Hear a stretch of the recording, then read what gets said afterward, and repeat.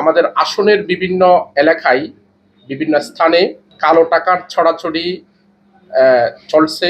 তাদের মহিলা সমাবেশ হয়েছে, মাইকিং করে তারা বিভিন্ন স্থানে সমাবেশ করেছে, মিটিং করেছে, গণসংযোগ করেছে, যেগুলো আচরণবিধি লঙ্ঘন।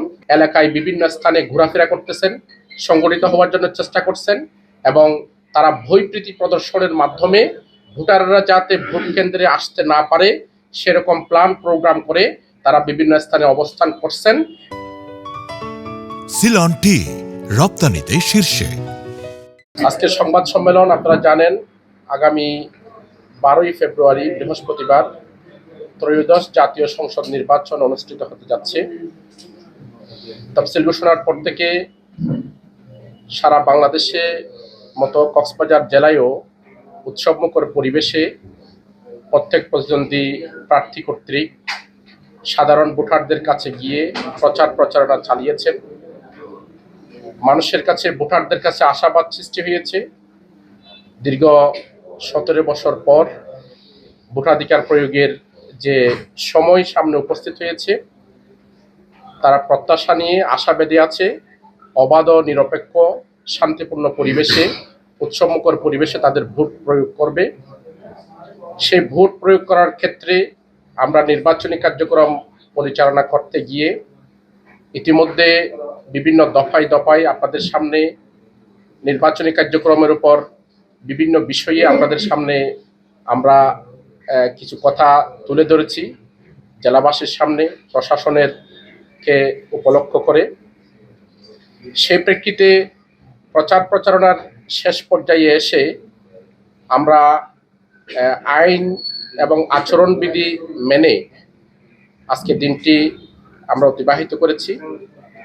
আমাদের কাছে এই পর্যন্ত কক্সবাজার 3 সংসদীয় এলাকায় বেশ কিছু গুরুতর অভিযোগ আমাদের কাছে এসেছে, আমাদের নলেজে এসেছে, আমাদের স্থানীয় পর্যায় থেকে।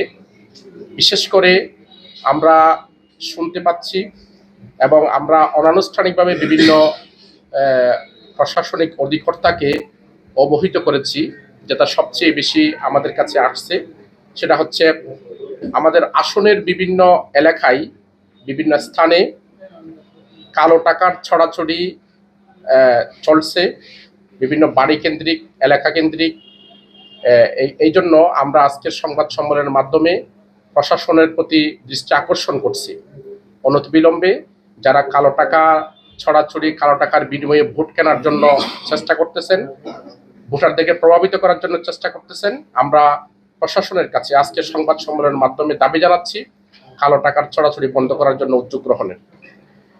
এরপরে আমাদের কাছে বিভিন্ন স্থান থেকে আজকে আচরণবিধিতে নির্বাচনী প্রচারণা ছিল বন্ধ। এরপরেও আমাদের প্রধান প্রতিদ্বন্দ্বী প্রার্থীদের কর্মী সমর্থকদের মাধ্যমে বিভিন্ন স্থানে তাদের মহিলা সমাবেশ হয়েছে, মাইকিং করে তারা বিভিন্ন স্থানে সমাবেশ করেছে, মিটিং করেছে, গণসংযোগ করেছে, যেগুলো আচরণবিধি লঙ্ঘন। এগুলো বন্ধের জন্য প্রশাসনের পক্ষ থেকে আচরণবিধির আলোকে বন্ধের জন্য কোনো পদক্ষেপ গ্রহণ করেছে বলে এখনো আমাদের কাছে দৃষ্টিগোচর হয়নি।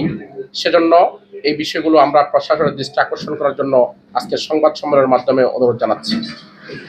বিশেষ করে আমরা দেখতে পাচ্ছি নির্বাচনী প্রচারণা চলাকালীন সময়েও আমরা সাংবাদিক ভাইদের সামনে উপস্থাপন করেছি, প্রশাসনের বিভিন্ন দপ্তরে আমরা মৌখিকভাবে, লিখিতভাবে অভিযোগ জানিয়েছি এবং আজকেও আমাদের কাছে সব জায়গা থেকে যেটা খবর আসতেছে, চিহ্নিত অস্ত্রধারী সন্ত্রাসীরা এলাকায় বিভিন্ন স্থানে ঘোরাফেরা করতেছেন, সংগঠিত হওয়ার জন্য চেষ্টা করছেন এবং তারা ভয়প্রীতি প্রদর্শনের মাধ্যমে ভোটাররা যাতে ভোট কেন্দ্রে আসতে না পারে সেরকম প্ল্যান প্রোগ্রাম করে তারা বিভিন্ন স্থানে অবস্থান করছেন।